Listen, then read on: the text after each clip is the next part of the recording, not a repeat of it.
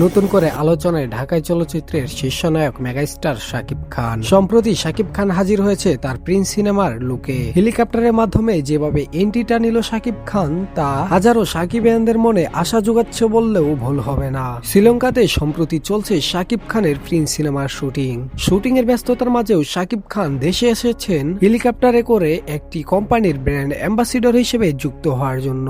শাকিব খানকে হেলিকপ্টারে করে উড়িয়ে আনে সে কোম্পানিটিও শাকিব খানকে যথাযথ সম্মান দিয়েছে বলে মনে করছি। এছাড়াও ধারণা করা যাচ্ছে যে প্রিন্স সিনেমার ফার্স্ট লুক হিসেবে শাকিব খানের চুল এবং দাড়ির এই ডিজাইনটি থাকছে, তবে এখানে চেঞ্জ হওয়ারও কিছুটা সম্ভাবনা রয়েছে। সিনেমাটির প্রযোজক শিরিন সুলতানা জানিয়েছেন যে প্রিন্স সিনেমাটি লাক্সারি স্কেলে হবে, এখানে কোনো বাজেটের প্রবলেম নেই। তবে এটাও হতে পারে যে পুস্থেটিকের মাধ্যমে শাকিব খানের এই লুকটিকেও চেঞ্জ করা হবে। ইতিমধ্যেই শ্রীলঙ্কায় গিয়ে পৌঁছেছে ভারতের অন্যতম মেকআপ আর্টিস্ট, যারাই শাকিব খানের লুক পুস্থেটিকের মাধ্যমে চেঞ্জ করবে। তো দর্শক, এই ছিল আমাদের কাছে সর্বশেষ আপডেট। পরবর্তী আপডেট পেতে ভিডিওটিতে লাইক করুন, চ্যানেলটিকে সাবস্ক্রাইব করুন। ধন্যবাদ।